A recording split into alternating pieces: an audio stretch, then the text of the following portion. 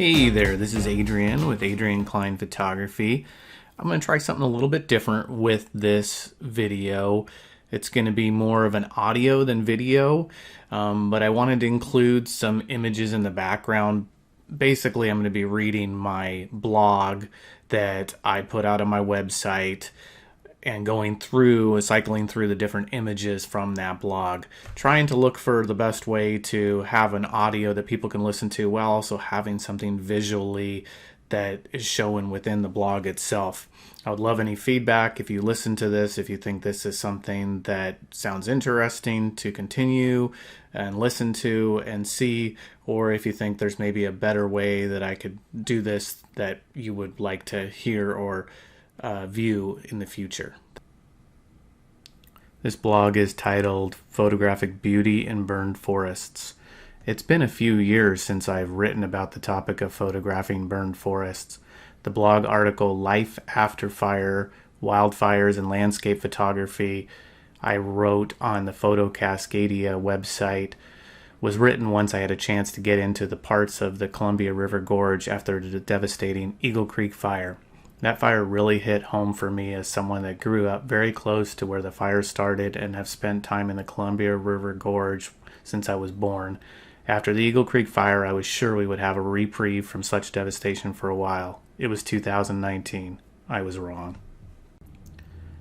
2020 came, and while we all know that as the year the COVID pandemic changed our lives, it's also the year of destructive forest fires coming close to Portland and burning many other spectacularly beautiful forested locations in Oregon. It was another tough pill to swallow. This came with a very hazardous air quality index AQI score off the charts for many parts of Oregon, including Portland. 2021 didn't see near the destruction and smoke-filled days around here as 2020, thankfully. Yet in 2021, we did venture into some deeply scarred and burned forest for a family trip. It was actually a trip we planned to a remote primitive cabin in 2020 that was canceled when the Lion's Head fires showed up a couple weeks before our expected adventure. This trip took us into the Mount Hood National Forest.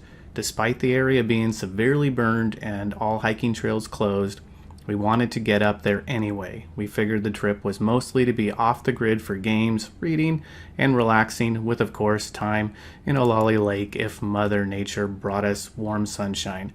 I very much looked at this as a real opportunity to see what spending 4 days in completely torched landscape would yield photography-wise. I have, of course, photographed areas impacted by forest fires, as can be seen on my website, yet this was more time straight in one burnt place than I had been before. I was eager to see what would come of it. As we made our way to the cabin, we could see the completely torched and burned forest miles in advance, the complete landscape of gray and black with dark, tall matchstick-like tree trunks swaying about that I'm sure many will come crashing down in the months and years ahead. It was a depressing sight. My last drive up to this area was in September 2019 for a backpacking trip. Little did I know then that only a year later, large swaths of this forest land would be burned. We continued our drive through the winding and dusty Forest Service road to get to the cabin. Our 4-day trip without Wi-Fi, screens, or cell reception had started. One advantage this trip brought was a break from busy outdoor locations. With many campgrounds, trails, and roads still closed in the area, there was less traffic than one might see during a typical summer pre-fire. Even the popular Pacific Crest Trail goes through here, and it was closed. Like most people, I was interested in hiking these trails to see what is out there, yet hearing from the creak and moan more than an average forest reminded me why they are closed. Well, we are never immune to being in a forest when a tree can fall, which I know firsthand. I have seen one fall in a healthy green forest. The tipsy, unbalanced, burned tree trunks need time to either be sure they can continue to stand a while longer or come crashing down to ground level. All the photos here were taken along the limited open trails or close to the roads I was wandering. The long hike into the forest would wait for another trip when the trails opened back up in the future. It was one of the more relaxing times I had photography-wise. Not to mention, more successful than I expected from a creative standpoint. When I wasn't busy hanging out with the family, I spent a fair bit of time walking the areas I had available to me.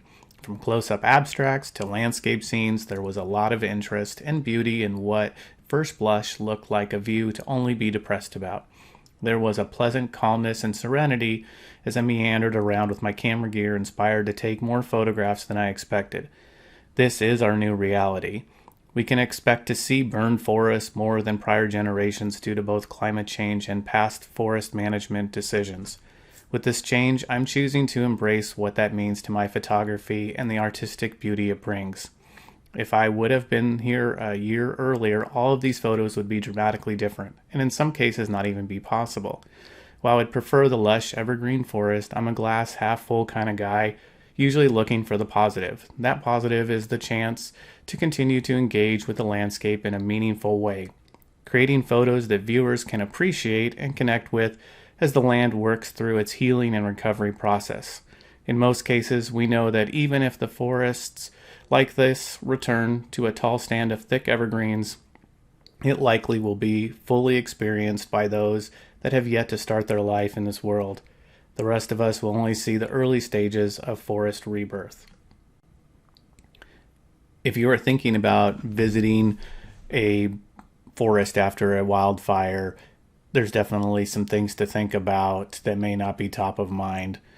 First one is closures. Very often areas impacted by wildfire will open gradually. Be prepared that you might only be able to visit certain spots in the area you are going. For example, this trip I was only able to view the forest from the open roads around the cabin and paddling the lake. All except one short trail was closed to the public.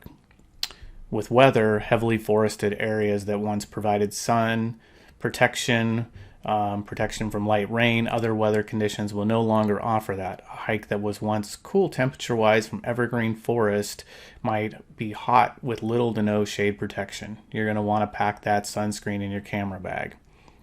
You're going to want to have increased awareness. It can take many years after a major fire before the ground, burned hillsides, leftover trees, etc., fully stabilized to pre-fire level. If you are in these areas during the early stages and experience conditions such as high winds or heavy rain, it may not be the best place to hang out and photograph. Think about it as a blank canvas. Instead of looking at the area as a depressing scene, look at it as the start of something new, the beginning of a whole new forest that you are getting the chance to witness and explore photographically. And warm colors. A mature, healthy forest usually consists of shades of green during spring and summer for deciduous trees, and of course all year for most evergreens. A forest after a forest fire now showcases increased oranges and reds on the trees. Pair these with the glow of the sun and it can really make a wonderful photo for the right scene. Then of course there is the black and grays, plenty of that. From a distance we see this black scarred landscape that looks lifeless. Up close, there are endless shades of black and gray to be photographed. Another aspect that will only remain for a while before new growth takes over. As you can see by the photos in this video and on the blog, there's much creative photographic beauty to be captured in the aftermath of forests that have been severely burned. If you got this far, thank you very much for listening and viewing the images if you chose to do so while listening. And I appreciate any feedback that you have. As I mentioned at the beginning, feel free to send it my way or put it in the comments. Have a great day.